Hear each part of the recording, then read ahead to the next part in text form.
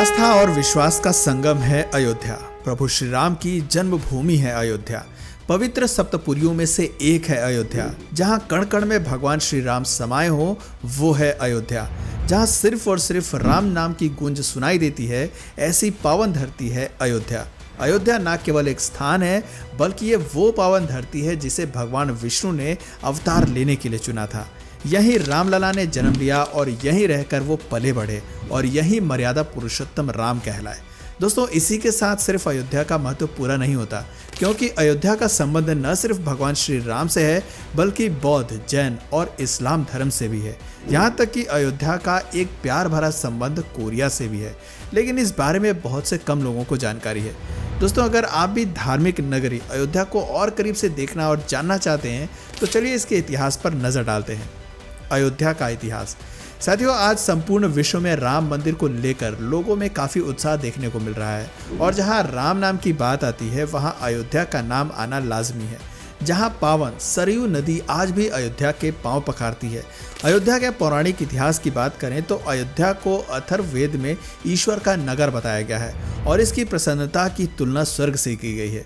धार्मिक मान्यताओं के अनुसार अयोध्या का नाम सप्तपुरियों में आता है। जानकारी के लिए आपको बता दें कि सप्तपुरी में भारत के 7 पवित्र शहर आते हैं, जिसमें मथुरा, द्वारका, वाराणसी, हरिद्वार, उज्जैन और कांचीपुरम के अतिरिक्त अयोध्या भी शामिल है।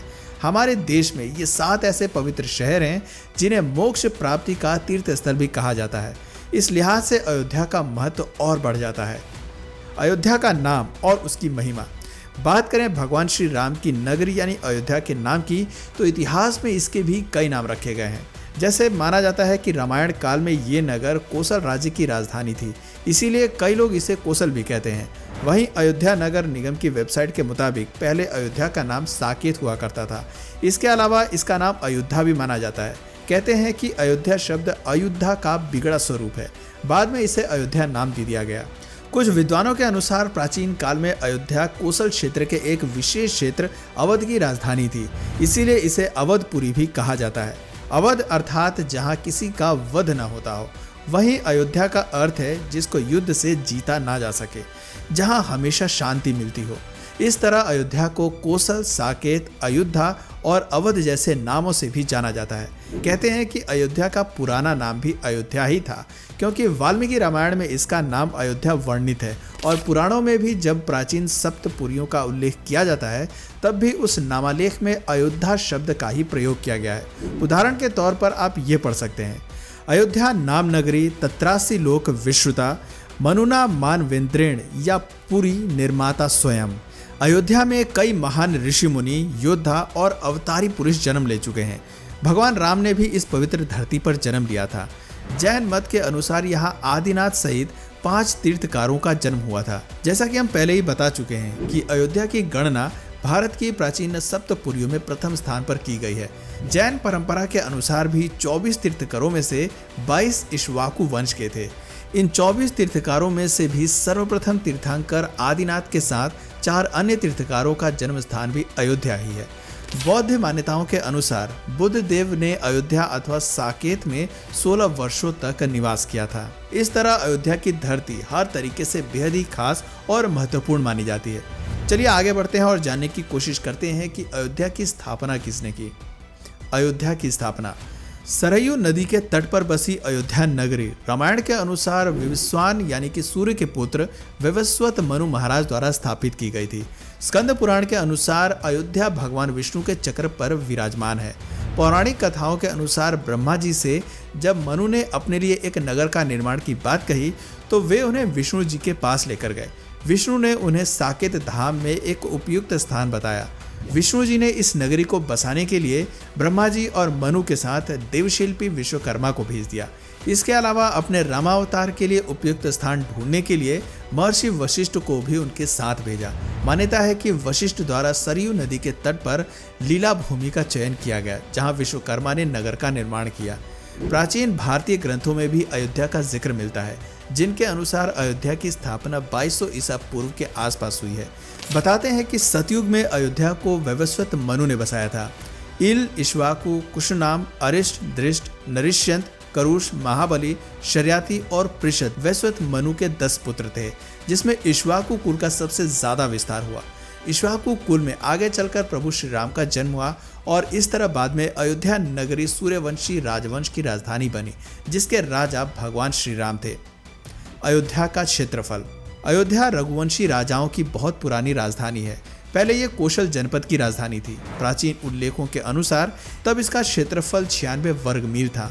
वाल्मीकि रामायण के 5वें सर्ग में अयोध्यापुरी का वर्णन विस्तार से किया गया है। वाल्मीकि कृत रामायण के बालकांड में उल्लेख मिलता है कि अयोध्या 12 योजन लंबी और 3 योजन चौड़ी थी। अयोध्या और फैजाबाद का क्या संबंध है?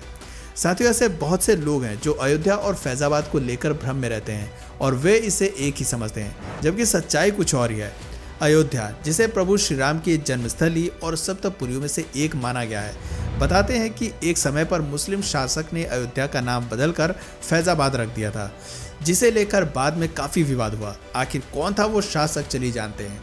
दोस्तों, जैसा कि हम सभी जानते हैं कि अयोध्या की पहचान एक प्राचीन शहर के रूप में होती है, जिसे साकेत के नाम से भी जाना जाता है। अयोध्या प्राचीन कोसल राज्य का हिस्सा था, जिसकी राजधानी साकेत यानी कि अयोध्या थी।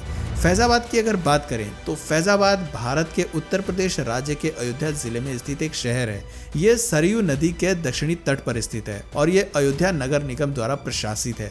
फैजाबाद शहर की स्थापना अवध के पहले नवाब सादत अली खान ने 1730 में की थी। उन्होंने इसे अपनी राजधानी बनाया और अयोध्या का नाम बदलकर फैजाबाद कर दिया। उनके उत्तराधिकारी सजाउद्दौला ने फैजाबाद को अवध की राजधानी बनाया। नवाब सफदर जंग ने 1739 से 54 में इसे अपना सैन्य मुख्यालय बनाया, जिसके बाद सजाउद्दौला ने फैजाबाद में किले का निर्माण कराया।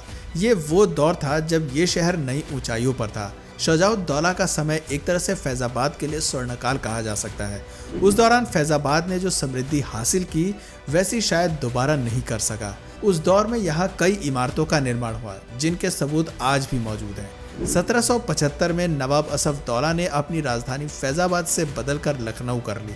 इसके बाद से ये जगह अपनी रंगत खोने लगा, लेकिन कहते हैं ना, देर आए दुरुस्त न आए। साल 2018 में मुख्यमंत्री योगी आदित्यनाथ ने फैजाबाद का नाम बदलकर अयोध्या कर दिया, जिसके बाद सनातनियों में खुशी की लहर दौड़ गई। तो साथियों, कुछ इस तरह रहा प्रभु श्री राम की नगर अयोध्या का इतिहास। क्यों ना इसी के साथ अयोध्या के प्रसिद्ध धार्मिक स्थलों की भी दर्शन कर ली जाए। हालांकि इस मंदिर का एक विवादास्पद इतिहास रहा है। यह मंदिर उस स्थान पर स्थित है जिसे हिंदू धर्म के प्रमुख देवता राम का जन्म स्थान माना जाता है। पहले इस स्थान पर बाबरी मस्जिद थी, जिसका निर्माण एक मौजूदा गैर इस्लामी ढांचे को ध्वस्त करने के बाद किया गया था, जिसे बाद में ध्वस्त कर दिया गया था। 2019 में भारत के सर्वोच्च न्यायालय ने विवादित भूमि का फैसला सुनाया, जिसमें कहा गया है कि ये भूमि हिंदुओं की है जो इस पर राम मंदिर का निर्माण कर सकते हैं। राम मंदिर के निर्माण की शुरुआत के लिए भूमि पूजन 5 अगस्त 2020 को ही किया गया था। अगर आप भी इस सुअवसर पर अयोध्या नगरी जा रहे हैं तो राम जन्मभूमि मंदिर को देखने के अलावा आप इन महत्वपूर्ण मंदिरों को भी देख सकते हैं। सबसे पहले शुरुआत करते हैं भगवान श्री राम के परम भक्त हनुमान जी से। हनुमानगढ़ी। प्राचीन सिद्धपीठ हनुमानगढ़ी को अयोध्या का सबसे प्रसिद्ध हनुमान मंदिर माना जाता है। हनुमानगढ़ी मंदिर की स्थापना करीब 300 साल पहले स्वामी अभय राम जी ने की थी। यह मंदिर अयोध्या की सरयू नदी के दाहिने तट पर ऊंची टीले पर स्थित है। मंदिर तक पहुंचने के लिए भक्तजनों को 76 सीढ़ियां चढ़नी पड़ती हैं। कहते हैं यहाँ बजरंग बली जी के दर्शन किए बिना रामलला जी की पूजा अधूरी मानी जाती है। यही वजह है कि सुबह से लेकर शाम तक हनुमानगढ़ी पर काफी ज्यादा भीड़ रहती है। कहा जाता है कि राम जी के अपने भाइयों के साथ सरयू में समाधि लेने के बाद हनुमान जी हनुमानगढ़ी स्थित दुर्ग से ही अयोध्या का शासन चलाते रहे। ऐसा माना जाता है कि जब भगवान श्री राम हनुमान जी सहित लंका विजय करने के बाद अयोध्या आए थे, तब से ही हनुमान जी यहाँ एक गुफा में रहने लगे और राम जन्मभूमि और रामकोट की रक्षा करते थे। यहाँ पर लंका से जीत के बाद लाए गए निशान भी रखे गए हैं। हनुमानगढ़ी मंदिर में एक खास हनुमान निशान है जो करीब 4 मीटर चौड़ा और 8 मीटर लंबा ध्वज है। इस मंदिर में भगवान राम की 6 इंच की मूर्ति है। साथ ही हनुमान की उनकी मां के साथ भी प्रतिमा है। मान्यता है कि हर पूजा से पहले करीब 200 लोग इसे पकड़कर जन्मभूमि स्थान ले जाते हैं, जहां सबसे पहले इनकी पूजा की जाती है। इनके अलावा यहाँ देखने लायक और भी कई स्थान है, जैसे कि कनक भवन। इसके बारे में कहा जाता है कि ये भगवान राम और माता सीता का निजी महल था, जिसे माता ककैया ने उन्हें उपहार में दिया था। जैसा कि आप नाम से ही समझ पा रहे होंगे कि ये कनक अर्थात सोने का बना था, इसलिए इसे सोने का घर भी कहा जाता है। मंदिर में भगवान राम व सीता की बेहद खूबसूरत प्रतिमा है, जिनके सिर पर सोने का ताज स्थापित है। वहीं इनके नजदीक दशरथ महल भी दर्शनीय है, जिसके बारे में कहा जाता है कि यहाँ राजा दशरथ निवास करते थे। चलिए अब आपको अयोध्या से संबंधित एक दिलचस्प पहलू से रूबरू करवाते हैं, जिसके बारे में बहुत कम लोग जानकारी रखते हैं। क्या आपको पता है कि भारत की तरह ही एक और देश है जो राम मंदिर को लेकर बेहद उत्सुक है, और वही हो भी क्यों ना, उनका अयोध्या नगरी से पुराना नाता जो है। साथियों, यहाँ हम बात कर रहे हैं साउथ कोरिया की। यहाँ के बहुत से लोग भगवान श्री राम की जन्मस्थली अयोध्या को अपना ननिहाल मानते हैं। आइए आपको बताते हैं कि इसके पीछे की असली कहानी क्या है। अयोध्या और कोरिया का संबंध। अयोध्या और कोरिया के बीच एक बड़ा घनिष्ठ और प्रेम भरा संबंध रहा है, जिसका मुख्य कारण है सूरी रत्ना।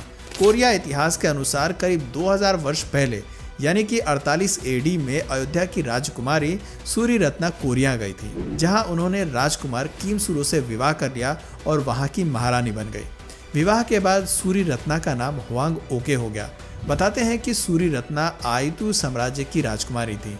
हालांकि वैज्ञानिकों का मानना है कि वास्तव में अयुता अयोध्या था, क्योंकि दोनों नाम ध्वन्यात्मक रूप से समान हैं। अयुता किंगडम के राजा और सूरी रत्ना के पिता का नाम पद्मसेन और माता का नाम इंदुमती था। एक बार की बात है जब राजा ने एक रात में सपना देखा था, जिसमें भगवान ने उन्हें अपनी 16 वर्षीय बेटी को किम सुरो से विवाह करने के लिए दक्षिण कोरिया भेजने का आदेश दिया था। विवाह के बाद राजकुमारी सूरी रत्ना और किम सुरो के 10 बेटे हुए और दोनों करीब 150 सालों तक जीवित रहे। बताते हैं कि कोरिया में पारंपरिक रूप से बच्चे अपने पिता का उपनाम लेते हैं, लेकिन राजा सूरो ने अपने बच्चों को रानी का नाम ह्यो रखने की आज्ञा दी, जिसका इस्तेमाल आज तक किया जाता है। इसके बाद ही करक वंश की शुरुआत हुई। वर्तमान इतिहासकार कहते हैं कि उस वंश के लोगों की संख्या 60 लाख से अधिक है, जो दक्षिण कोरिया के कुल आबादी का लगभग 10% है। यहाँ बताते हैं कि करक वंश के लोगों ने उन पत्थरों को भी संभाल कर रखा है, जिन्हें राजकुमारी ने समुद्र यात्रा के दौरान अपने नाव को स्थिर रखने के लिए किया था। करक वंश के लोगों का एक समूह हर साल फरवरी मार्च के दौरान इस राजकुमारी की मातृभूमि पर उन्हें श्रद्धांजलि अर्पित करने अयोध्या आता है। यही कारण है कि दक्षिण कोरिया के कुछ लोग अयोध्या को अपना ननिहाल मानते हैं और यहाँ हर साल आते हैं। साथियों, कहीं ना कहीं साउथ कोरिया की सरकार भी इस बात पर सहमति जताती है और इसका उदाहरण भी मौजूद है। जब अयोध्या में रानी सूरीमती मेमोरियल का शिलान्यास किया गया था, तो उस दौरान कोरिया की प्रथम महिला किम जुंग सुक खास तौर पर अयोध्या पहुंची थी। तो दोस्तों, कुछ इस प्रकार थी श्री राम जन्मभूमि अयोध्या नगरी की धार्मिक, सांस्कृतिक और ऐतिहासिक गाथा। उम्मीद करते हैं आपको ये जानकारी पसंद आई होगी। तो नीचे कमेंट सेक्शन में जय श्री राम लिखना मत भूलिएगा। तो दोस्तों, अगर इस वीडियो से आपको कुछ नया जानने या सीखने को मिला या फिर इंटरेस्टिंग लगा, तो प्लीज़ इस वीडियो को एक लाइक करके अपने फ्रेंड्स और फैमिली में से ज़रूर शेयर करें। और यदि इस चैनल पर आप नए हैं तो प्लीज़ इस चैनल को सब्सक्राइब करके बेल नोटिफिकेशन आइकन को ऑन कर लीजिए, ताकि हमारे आने वाले वीडियोज़ आप मिस ना करें। मिलते हैं फिर किसी वीडियो में नए टॉपिक के साथ। तब तक के लिए नमस्कार।